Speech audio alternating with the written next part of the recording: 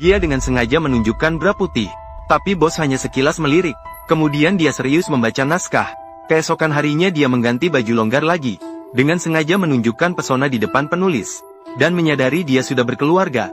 Penulis sekali lagi menahan nafsu. Kemudian mendengar tokoh utama dalam novel memiliki bekas luka di bahu. Asisten yang sedang mengetik tegas membuka baju. Memberi isyarat bahwa dia juga memiliki bekas luka serupa di bahu. Menghadapi isyarat yang terus-menerus dari asisten, penulis akhirnya tidak bisa menahan diri. Dia mulai meraba bahu asisten dengan penuh perasaan. Melihat asisten tidak menolak, penulis kemudian mencium dengan berani. Namun tidak menyangka tindakan melampaui batas ini akan membuat keluarganya hancur. Apakah aku salah paham? Kamu terus memberi isyarat padaku. Sungguh tidak bisa dipercaya. Kamu mau kemana? Aku akan pergi. Lucy tidak banyak bicara. Kemudian dia pergi ke kantor pengacara dengan ibunya untuk berkonsultasi tentang kompensasi pemecatan dan pelecehan. Mengetahui bahwa bosnya adalah penulis terkenal di daerah itu, pengacara langsung bersemangat. Dalam waktu singkat, mereka menghitung kompensasi mediasi senilai jutaan. Lucy menganggapnya terlalu berlebihan. Namun ibunya yang rakus mendengarnya, langsung memuji profesionalisme pengacara. Kemudian Lucy diminta untuk menandatangani kontrak penunjukan. Karena penulis sedang keluar hari itu, maka surat dari pengacara dikirim ke tangan istrinya. Dia dulunya seorang penari balet yang sangat berbakat. Beberapa tahun yang lalu, karir menarinya berakhir karena kecelakaan mobil. Sejak itu, dia menderita depresi berat, merasa murung sepanjang hari. Ketika dia mengetahui bahwa suaminya telah mengkhianatinya, keadaan emosinya semakin buruk. Dia meningkatkan dosis obat untuk meredakan emosi negatifnya. Tapi ini sama sekali tidak berguna. Selalu tidak bisa melewati rintangan di hatinya. Maka dia memilih cara paling ekstrim untuk membalas suaminya. Dia pertama-tama menyelamkan putrinya yang sedang mandi hingga mati di bak mandi. Kemudian dengan santai dia pergi ke kamar tidur. Dia menuangkan seluruh botol obat ke tangannya. Ketika sang penulis selesai dengan urusan sosialnya dan pulang, istrinya sudah tidak menunjukkan tanda-tanda kehidupan. Melihat surat dari pengacara yang diletakkan di meja samping tempat tidur, dia segera mengerti segalanya. Awalnya sang penulis mengira hanya istrinya yang meninggalkannya. Namun saat dia mengangkat jenazah putrinya dari bak mandi, baru dia menyadari, hanya karena sebuah ciuman, dia kehilangan dua orang terpenting dalam hidupnya.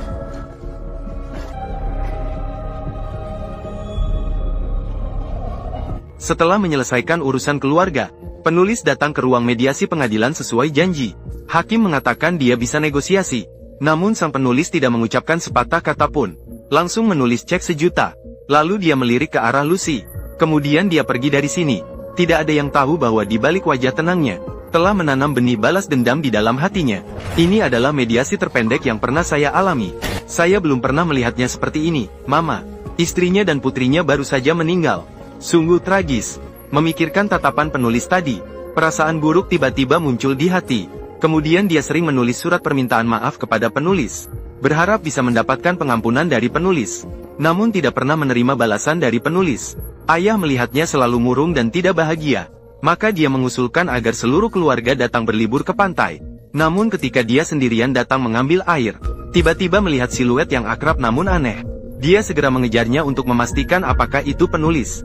Namun akhirnya kehilangan jejak. Lucy merasa ini bukan kebetulan. Maka dia menceritakan kejadian tadi kepada keluarga. Namun semua orang mengatakan bahwa dia terlalu gugup dan salah lihat. Akhirnya, keesokan paginya, Lucy melihat sekelompok orang berkumpul di pantai. Ketika dia mendekat, pertama kali dia melihat penulis yang basah kuyup. Kemudian dia melihat kakak laki-lakinya yang merupakan penjaga pantai tergeletak di tanah. Meskipun kakaknya memberikan pertolongan pertama, namun akhirnya sia-sia. Ketika dia melihat ke atas lagi, menyadari bahwa penulis tersebut telah menghilang. Polisi kemudian menyimpulkan setelah penyelidikan, bahwa kakaknya meninggal karena menyelamatkan seseorang dari tenggelam. Namun identitas orang yang diselamatkan tidak diketahui. Lucy meskipun curiga bahwa itu ulah penulis, namun dia tidak memiliki bukti apapun.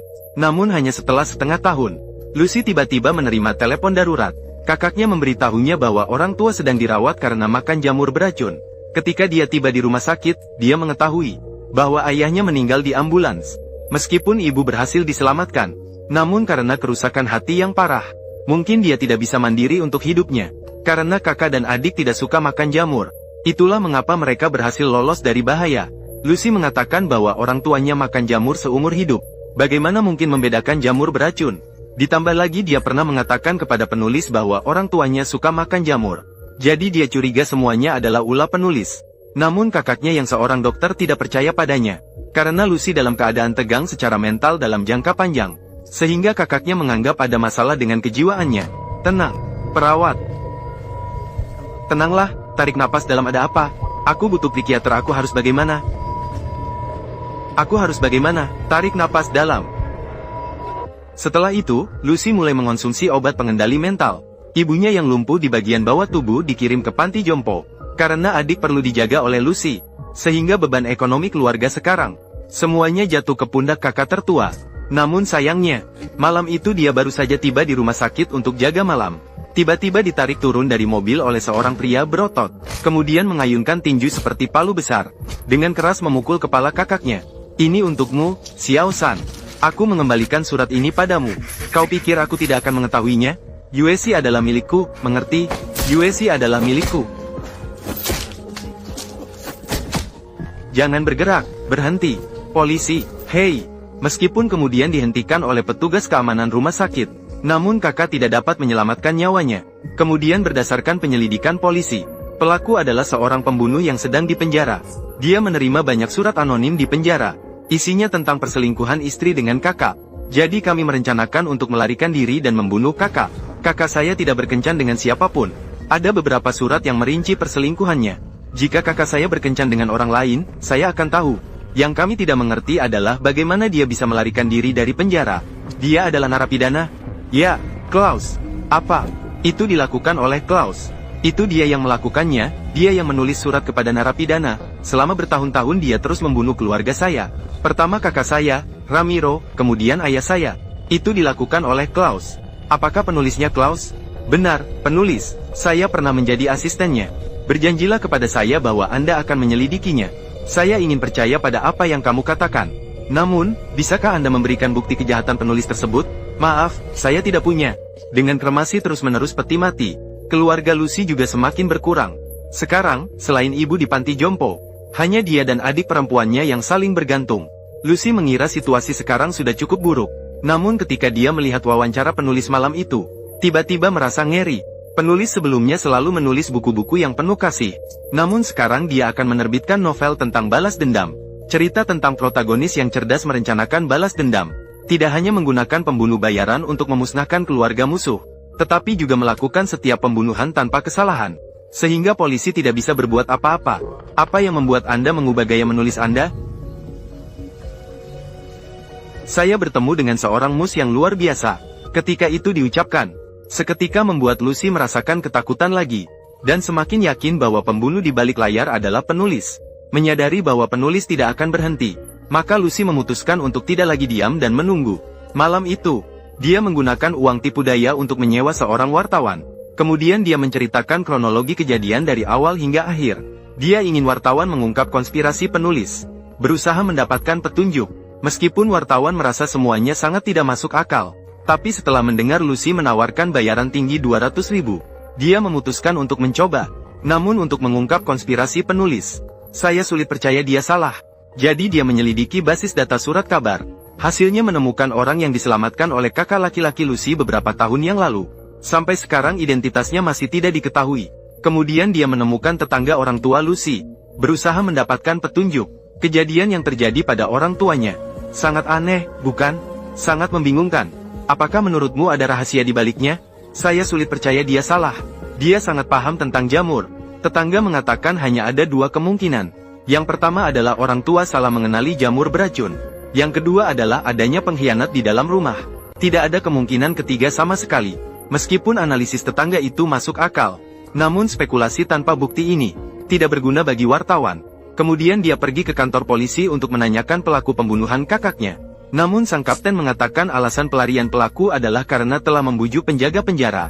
Kasus ini tidak ada hubungannya dengan penulis. Klaus, aku sudah menemuinya, dia benar-benar malang. Dia kehilangan istrinya dan anak perempuannya. Wanita gila itu, Luciana, terus mengganggunya. Benarkah? Ya. Dia sering datang ke sini dan membuat keributan. Dia meminta saya untuk menangkapnya dengan cara apapun, sungguh merepotkan. Tapi tunggu dulu, dengarkan. Jadi, tidak ada hubungan sama sekali antara Klaus dan kasus pembunuhan? Tidak ada sama sekali. Setelah mengatakan itu semua, Kapten akhirnya menasihatinya untuk tidak percaya sepenuhnya pada omongan Lucy. Akhirnya, dia adalah seorang pasien gangguan jiwa. Banyak hal yang dia bayangkan. Saat itu dia melihat panggilan dari Lucy. Dia memutuskan untuk menolak. Sekarang dia tidak percaya pada siapapun. Untuk menghilangkan keraguan di hatinya, jurnalis memutuskan untuk mewawancarai penulis secara langsung. Dia mencetak semua hubungan antara 3 kasus ini dengan penulis. Jika diambil satu persatu, bisa dikatakan ini kebetulan. Namun ketiga kasus ini terkait dengan penulis. Jadi jurnalis merasa ada yang mencurigakan. Namun penulis tidak langsung menjawab pertanyaannya, melainkan memberikan contoh dengan melempar koin. Kamu pasti tahu jika melempar koin sekali, kemungkinan munculnya sisi depan dan belakang sama. Benar, ini tidak berarti setiap kali melempar koin sisi depan, belakang bergantian. Penulis menyatakan bahwa ketiga kasus ini hanya kebetulan terkait dengannya. Hanya itu. Jadi kematian-kematian ini hanyalah serangkaian nasib buruk. Saya tidak mengerti apa yang patut diragukan. Lucy kehilangan 3 anggota keluarganya selama 10 tahun ini. Sedangkan saya kehilangan 2 orang pada hari yang sama. Tapi kalian tidak pernah mempertimbangkan perasaanku. Jika kalian tidak punya bukti, menulis sembarangan di surat kabar hanya akan memperpanjang penderitaanku.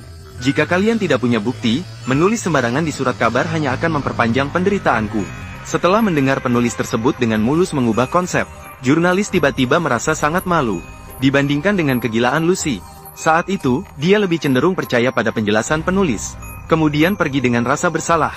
Sementara Lucy pada saat itu sama sekali tidak tahu bahwa bencana akan segera menimpanya.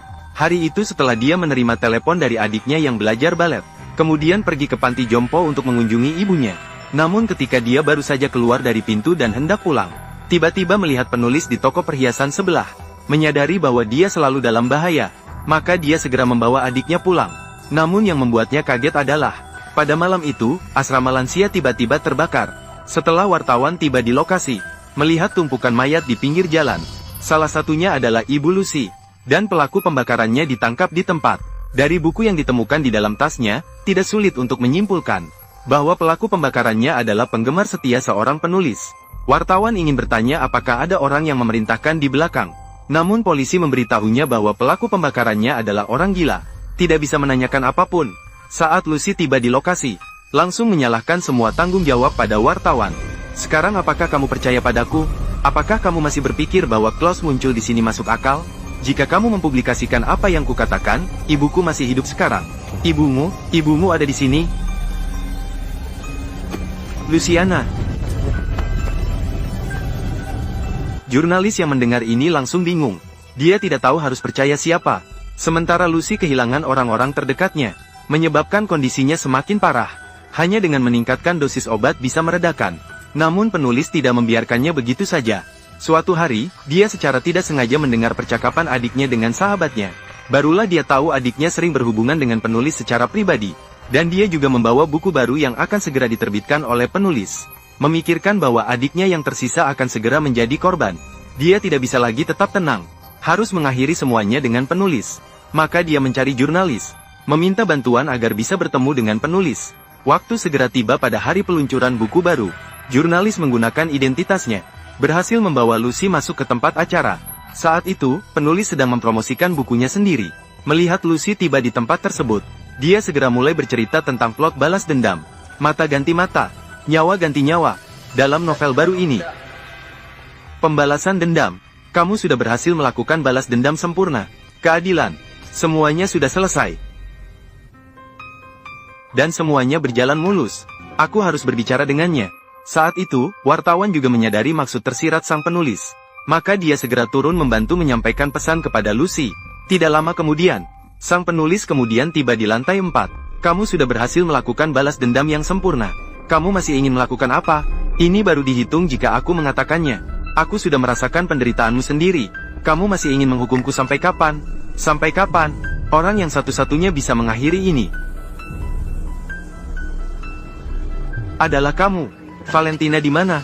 Aku bersumpah dengan kenangan putriku. Valentina tidak akan terluka. Klaus. Mengapa kamu datang? Tidak.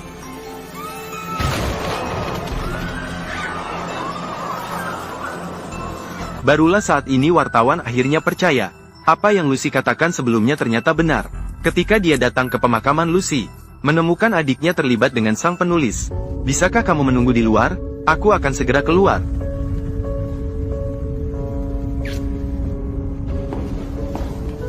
Aku masih tidak tahu apakah ini sama seperti dalam novelmu, konspirasi jahat yang sempurna, atau hanya sekadar rangkaian sial. Miliki keduanya. Dia bisa menjadi putrimu sekarang. Dia masih di bawah umur. Dia akan berusia 18 tahun minggu depan. Persamaan kita lebih kuat daripada prasangka. Kita semua kehilangan keluarga. Kamu adalah pembunuh. Binatang. Kata-katamu sama seperti Luciana. Jika aku jadi kamu, aku akan berhati-hati. Nasibmu mungkin akan seperti dia. Saat itu, jurnalis tiba-tiba tersadar. Penjahat itu sendiri tidak menakutkan. Yang menakutkan adalah jika penjahat itu berbudaya.